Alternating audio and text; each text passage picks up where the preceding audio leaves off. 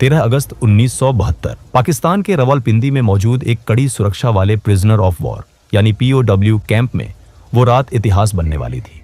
यही वो कैंप था जहां 1971 के भारत पाकिस्तान युद्ध के बाद भारतीय वायुसेना के 12 पायलटों को बंदी बनाकर रखा गया था। कैंप की सुरक्षा इतनी सख्त थी कि कोई सोच भी नहीं सकता था कि यहां से कोई जिंदा बाहर निकल पाएगा। चारों तरफ ऊंची ऊंची दीवारें, दीवारों के ऊपर कांटीले तार, हर जगह हथियारबंद पाकिस्तानी सैनिक। लेकिन इसी नामुमकिन जगह पर 3 ऐसे भारतीय पायलट मौजूद थे जिनके इरादे किसी दीवार, किसी तार और किसी बंदूक से डरने वाले नहीं थे। वो इस जेल से कुछ इस तरह भागे जिसे देख पाकिस्तानियों के होश उड़ गए। इस कहानी की शुरुआत होती है 3 दिसंबर 1971 से, जब भारत और पाकिस्तान के बीच जोरदार युद्ध चल रहा था। जमीन पर भारतीय सेना हर मोर्चे पर पाकिस्तान को पीछे धकेल रही थी, लेकिन आसमान में हालात उतने आसान नहीं थे। पाकिस्तान के जफरवाल शहर के पास बना एक ऊंचा वॉच टावर भारतीय वायुसेना के लिए बड़ी परेशानी बन चुका था। वहां से पाकिस्तानी सेना भारतीय मूवमेंट पर नजर रखती थी और कई बार भारतीय विमानों पर सटीक फायरिंग भी की जाती थी। इस वॉच टावर को तबाह करने की जिम्मेदारी दी गई भारतीय वायुसेना के जाबाज पायलट दिलीप पारुलकर को। दिलीप पारुलकर अपने साहस, अनुशासन और हिम्मत के लिए जाने जाते थे। उन्हें पता था कि मिशन आसान नहीं है, लेकिन देश के लिए यह जोखिम उठाना जरूरी था। 10 दिसंबर 1971 को दिलीप पारुलकर अपने सुखोई 7 फाइटर जेट के साथ मिशन पर निकले। जैसे ही वो वॉच टावर के पास पहुंचे, पाकिस्तान की एंटी एयरक्राफ्ट गनों ने जबरदस्त फायरिंग शुरू कर दी। गोलियां सीधे उनके जेट की तरफ आ रही थी। कुछ ही पलों में उनका विमान बुरी तरह डैमेज हो गया। हालात बिगड़ते देख पारुलकर ने बिना समय गवाए इजेक्ट किया। उनकी जान तो बच गई, लेकिन किस्मत ने उन्हें दुश्मन की जमीन पर उतार दिया। जमीन पर उतरते वक्त पारुलकर पहले से घायल थे। दर्द से जूझते हुए वो खुद को संभाल ही रहे थे कि आसपास के पाकिस्तानी आम लोग वहां जमा होने लगे। भीड़ दुश्मन चिल्लाने लगी। देखते ही देखते लोगों ने उन्हें पीटना शुरू कर दिया। उनका सामान छीन लिया गया। चोट, थकान और मारपीट की वजह से पारुलकर वहीं बेहोश हो गए। अगर थोड़ी भी देर हो जाती तो शायद भीड़ उन्हें जान से मार देती, लेकिन तभी पाकिस्तानी सैनिक वहां पहुंच गए। सैनिकों ने भीड़ को हटाया और कहा, यह जिंदा हमारे ज्यादा काम का है। इस तरह दिलीप पारुलकर को मौत के मुंह से निकालकर हिरासत में ले लिया गया। जब पारुलकर को होश आया तो उन्होंने खुद को एक अंधेरी, तंग और सीलन भरी कोठरी में बंद पाया। सामने एक पाकिस्तानी अधिकारी खड़ा था। उसने कागज और पेंसिल उनकी तरफ बढ़ाए और कहा, आदमपुर एयरबेस का नक्शा बनाओ। आदमपुर एयरबेस भारतीय वायुसेना का एक बेहद अहम ठिकाना था। पारुलकर ने तुरंत मना कर दिया। इसके बाद शुरू हुआ टॉर्चर का सिलसिला।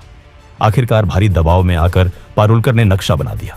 पाकिस्तानी अधिकारी बहुत खुश हुआ, लेकिन कुछ देर बाद वो गुस्से में वापस लौटा। असल में पारुलकर ने आदमपुर एयरबेस का नहीं, बल्कि मुंबई एयरपोर्ट का नक्शा बना दिया था। गुस्से में अधिकारी ने सजा सुना दी। पूरी रात कोठरी के एक कोने में खड़े रहना होगा। एक गार्ड को आदेश दिया गया कि अगर पारुलकर बैठे तो तुरंत गोली मार दी जाए। पूरी रात पारुलकर खड़े रहे। शरीर जवाब दे रहा था, लेकिन गार्ड को उन पर तरस आ गया।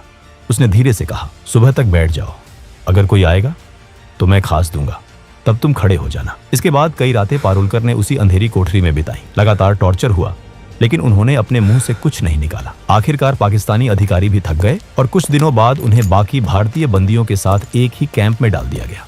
यही था रावलपिंडी का POW कैंप, जहां भारतीय वायुसेना के 12 पायलट कैद थे। यहां पारुलकर को पता चला कि बाकी साथियों के साथ भी ऐसा ही बर्ताव हुआ था।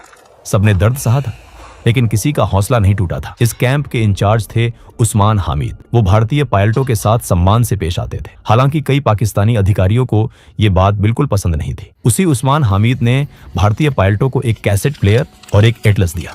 शायद उन्हें अंदाजा भी नहीं था कि ये छोटी सी मदद आगे चलकर कितनी बड़ी कहानी लिखेगी। 25 दिसंबर 1971 को कैंप में खबर पहुंची, ढाका में पाकिस्तान ने सरेंडर कर दिया है। भारत युद्ध जीत चुका है। 93,000 पाकिस्तानी सैनिक भारत की क़यादत में थे। कैंप में खुशी की लहर दौड़ गई। सबको लगा कि अब जल्द ही वो घर लौटेंगे, लेकिन दिलीप पारुलकर का मन कुछ और कह रहा था। उन्हें पता था कि कैदियों की अदला बदली में लंबा वक्त लग सकता है।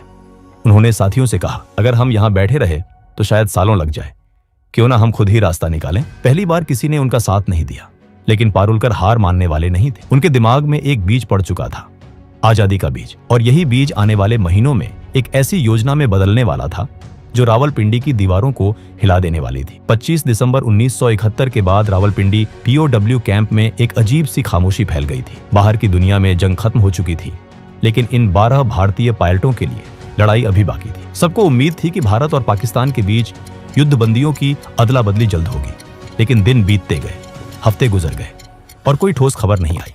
दिलीप पारुलकर को अंदर ही अंदर ये महसूस हो रहा था कि सरकारों की बातचीत में बहुत समय लग सकता है। उनका मन मानने को तैयार नहीं था कि वो बस इंतजार करते रहे। उनके लिए आजादी का मतलब था खुद के दम पर निकलना। शुरुआत में उन्होंने एक अलग योजना सोची। जब रात को टॉयलेट जाने के लिए एक सिपाही उनके साथ आता था, तब उसकी बंदूक छीनकर उसे ढाल बनाकर बाहर निकलने का प्लान बनाया गया। लेकिन ये रास्ता बहुत जोखिम भरा था। काफी सोच विचार के बाद पारुलकर ने यह प्लान खुद ही छोड़ दिया। समय बीतता गया, कई महीने गुजर चुके थे, लेकिन भारत सरकार की तरफ से कोई हलचल नहीं दिख रही थी। इसी दौरान कैंप में मायूसी बढ़ने लगी। तब पारुलकर ने एक बार फिर अपने साथियों से बात की। इस बार दो लोग आगे आए, MS ग्रेवाल और हरीश सिंह जी। तीनों ने तय किया कि अगर किस्मत ने मौका दिया है तो वो उसका इस्तेमाल जरूर करेंगे। अब शुरू हुआ असली प्लान। सबसे पहले उन्होंने कैंप के इंचार्ज उस्मान हदीद द्वारा दिए गए एटलस को ध्यान से पढ़ना शुरू किया। रात रात भर वो नक्शे देखते, रास्ते समझते और संभावनाएं तलाशते। प्लान साफ था। जेल से निकलने के बाद सीधे भारत पाकिस्तान बॉर्डर जाना बहुत खतरनाक था, क्योंकि युद्ध के बाद वहां सुरक्षा बेहद सख्त थी। इसलिए उन्होंने तय किया कि वो पहले अफगानिस्तान की तरफ जाएंगे और वहां से किसी तरह भारत पहुंचेंगे। अगला कदम था सही सेल चुनना। उन्हें ऐसा सेल चाहिए था जो कैंप की बाहरी दीवार के सबसे पास हो, जहां गार्ड कम आते जाते हों। काफी निरीक्षण के बाद उनकी नजर पड़ी सेल नंबर 4 पर, लेकिन उस सेल में शिफ्ट होना आसान नहीं था। यहीं पर पारुलकर की समझदारी काम आई। उनका व्यवहार गार्ड्स के साथ हमेशा ठीक रहा था। धीरे धीरे उनकी कुछ सिपाहियों से जान पहचान हो गई थी।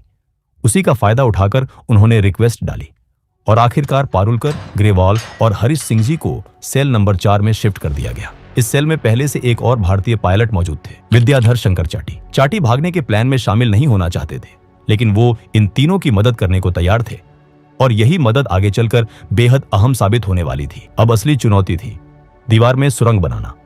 सेल की दीवार लगभग 18 इंच मोटी थी। बिना किसी औजार के इसे तोड़ना नामुमकिन था, लेकिन किस्मत एक बार फिर उनके साथ थी। किसी तरह उन्होंने एक कैंची और एक स्क्रू ड्राइवर चुरा लिया। हर रात ठीक 12 बजे से 1 बजे तक बेड के नीचे जाकर काम शुरू होता। एक आदमी दीवार कुरेदता, बाकी 3 पहरा देते। दीवार से निकलने वाली मिट्टी और सीमेंट को बेड के नीचे छुपा दिया जाता। सुरक्षा बढ़ाने के लिए उन्होंने सेल के अंदर लगे बल्ब का फ्यूज उड़ा दिया, ताकि गार्ड ठीक से देख ना सके। जेल में बल्ब बदलने की प्रक्रिया लंबी थी और इसका फायदा इन तीनों को मिला। एक रात खतरा बहुत करीब आ गया। एक गार्ड ने बाहर से झांक कर देखा और उसे लगा कि सेल में सिर्फ 3 पायलट हैं, जबकि उस वक्त हरीश सिंह जी बेड के नीचे थे। गार्ड ने आवाज लगाई, लेकिन तीनों ने सोने का नाटक किया। गार्ड भागकर इंचार्ज उस्मान हामिद को बुलाने गया। उसी पल सिंह जी चुपचाप बाहर निकले और लेट गए। जब उस्मान हामिद आए और चारों पायलटों को देखा तो उन्होंने गार्ड को ही डांट दिया। दिन बीतते गए, हफ्ते महीनों में बदल गए। दीवार की ईंटों से सीमेंट निकाला जाता, फिर ईंटों को वैसे ही वापस लगा दिया जाता। बाहर से देखने पर सब सामान्य लगता था। साथ ही उन्होंने भागने के बाद के लिए तैयारी शुरू कर दी। हर कैदी को हर महीने 57 रुपये मिलते थे। इन्हीं पैसों से तीनों ने ड्राई फ्रूट्स, कंडेंस्ड मिल्क और जरूरी सामान इकट्ठा किया।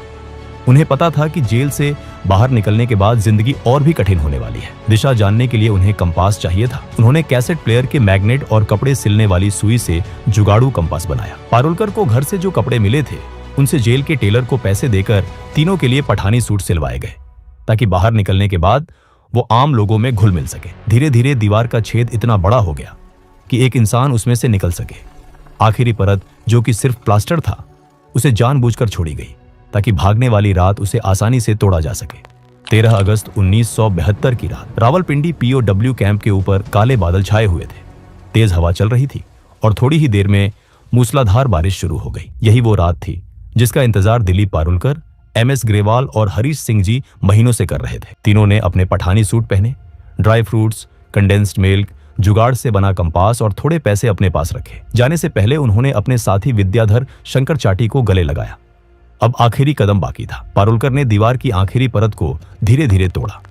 बारिश की वजह से आवाज बाहर तक नहीं गई। एक एक करके तीनों उस संकरे छेद से बाहर निकल आए। बाहर आकर उन्होंने देखा दीवार के पास ही एक पाकिस्तानी गार्ड चारपाई पर सो रहा था।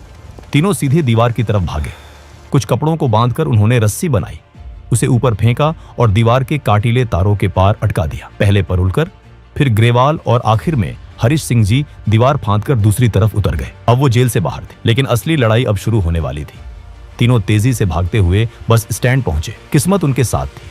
उन्हें पेशावर जाने वाली बस मिल गई। पूरी रात सफर करने के बाद सुबह करीब 6 बजे वो पेशावर पहुंच गए। यहाँ सबसे बड़ा खतरा पहचान का था। अगर उनसे कलमा पढ़ने को कहा जाता या मेडिकल चेक होता तो तुरंत पकड़े जाते। इसलिए तीनों ने खुद को क्रिश्चियन बताने का फैसला किया। पेशावर से उन्होंने एक और लोकल बस ली और सुबह करीब 9:30 पर लंडी कोटल पहुंचे। उधर सुबह 11 बजे रावलपिंडी के वॉर कैंप में अचानक हड़कंप मच चुका था। पाकिस्तानी गार्ड्स को पता चल गया था कि तीनों भारतीय पायलट भाग चुके हैं। जब गार्ड्स उनके सेल में पहुंचे और दीवार में बना वो बड़ा सा सुराख देखा तो कुछ पल के लिए सब सन्न रह गए। किसी को यकीन ही नहीं हो रहा था कि इतनी कड़ी सुरक्षा के बावजूद ये नामुमकिन काम हो गया। गार्ड्स गुस्से से तमतमा उठे। उन्हें लगा कि अगर सीनियर अफसरों को सच्चाई पता चली तो सजा उन्हीं को मिलेगी। इसी गुस्से और डर में उन्होंने सोचा कि विद्याधर शंकर चाटी, जिन्होंने इन तीनों की मदद की थी, उन्हें गोली मार दी जाए। फिर सीनियर्स को यह बताया जाए कि चाटी भी भागने की कोशिश कर रहे थे, इसलिए मजबूरी में उन्हें मारना पड़ा। लेकिन सीनियर अफसरों को जल्दी ही साफ जानकारी मिल गई कि असल में कितने कैदी भागे हैं। इसी वजह से गार्ड्स चाटी को मारने की हिम्मत नहीं कर पाए। उधर जेल से दूर निकल चुके तीनों पायलटों के सामने अगली सबसे बड़ी चुनौती खड़ी थी। अब उन्हें अफगानिस्तान में दाखिल होने के लिए तोरखम बॉर्डर पार करना था, जो वहां से सिर्फ 5 किलोमीटर दूर था। दूरी कम थी, लेकिन सबसे बड़ी समस्या यह थी कि उन्हें रास्ता बिल्कुल नहीं पता था।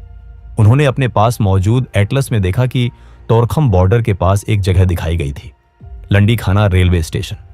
नक्शे के हिसाब से अगर वो वहां पहुंच जाते तो वहीं से होते हुए तोरखम बॉर्डर जाना आसान हो सकता था। लेकिन उन्हें यह नहीं पता था कि यह नक्शा बहुत पुराना था और लंडी खाना रेलवे स्टेशन 1932 में ही बंद हो चुका था। तीनों एक चाय की टपरी पर पहुंचे और वहां खड़े एक आदमी से पूछा, लंडी खाना कैसे जाए? ये सुनते ही आसपास के लोग उन्हें घूरने लगे। तभी एक आदमी आगे आया और सख्त लहजे में पूछा, तुम कौन हो, कहां से आ रहे हो और कहां जा रहे हो? पारुलकर ने जवाब दिया, हम पाकिस्तान एयरफोर्स के अफसर हैं, छुट्टी पर हैं और घूमने जा रहे हैं। दुर्भाग्य से वो आदमी तहसीलदार का क्लर्क था।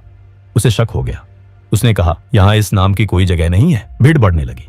उस आदमी ने ताना मारा, तुम तीनों बंगाली हो ना, अफगानिस्तान भाग रहे हो? ग्रेवाल ने हंसते हुए कहा, क्या हम आपको बंगाली लगते हैं? लेकिन शक और गहरा गया। तीनों को पकड़कर तहसीलदार के पास ले जाया गया। वहां भी उन्होंने खुद को पाकिस्तानी एयरफोर्स अफसर बताया, लेकिन तहसीलदार ने भरोसा नहीं किया। आखिरी दाव खेलते हुए पारुलकर ने कहा, हमने अपने वतन के लिए खून पसीना बहाया है। अगर आपको भरोसा नहीं है तो पाकिस्तान एयरफोर्स के एडीसी उस्मान हामिद से बात करवा दीजिए। पारुलकर को लगा था कि इससे वो बच जाएंगे, लेकिन यही बात उनकी सबसे बड़ी गलती बन गई। तहसीलदार ने तुरंत उस्मान हामिद को फोन किया और दिलीप से बात करवाई। दिलीप को बात करनी ही पड़ी। इसी पल उस्मान हामिद को समझ आ गया कि तीनों वही भारतीय पायलट हैं जो रावलपिंडी कैंप से भागे हैं। उस्मान हामिद ने तहसीलदार से फोन पर कहा, ये हमारे लोग हैं, जब तक हमारे सिपाही वहां नहीं पहुंचते इन्हें सुरक्षित रखा जाए। कुछ घंटों बाद पाकिस्तानी सैनिक आए और तीनों को दोबारा रावलपिंडी ले जाया गया। उन्हें 30 दिन की सॉलिटरी कन्फाइनमेंट की सजा दी गई। इसके बाद सभी भारतीय पायलटों को रावलपिंडी से हटाकर फैसलाबाद की जेल भेज दिया गया, जहां 500 से ज्यादा भारतीय POWs रखे गए थे। इसी दौरान भारत और पाकिस्तान के बीच युद्ध बंदियों की अदला बदली पर बातचीत तेज हो गई। आखिरकार दिसंबर 1972 में पाकिस्तान के राष्ट्रपति जुल्फिकार अली भुट्टो ने सभी भारतीय युद्ध बंदियों को रिहा करने का ऐलान कर दिया। जब ये भारतीय जवान वागाह बॉर्डर से भारत लौटे तो वहां इंसानों का सैलाब उमड़ पड़ा। हजारों लोग तिरंगे लेकर खड़े थे। नारों की गूंज थी। सैनिकों की आंखों में आंसू और चेहरे पर गर्व था। ये कहानी सिर्फ एक जेल से भागने की नहीं थी। ये कहानी थी हौसले की। ये कहानी थी उस जज्बे की जो सलाखों के पीछे भी आजाद रहना जानता है। और रावलपिंडी की वो दीवारें आज भी शायद याद करती होंगी कि कभी 3 भारतीय पायलट उन्हें चकमा देकर निकल गए थे। दोस्तों, अगर वीडियो पसंद आया हो तो वीडियो को एक लाइक जरूर करें और चैनल को भी सब्सक्राइब जरूर करें। हम ऐसे ही वीडियो हर हफ्ते लाते रहेंगे। तब तक के लिए जय हिंद।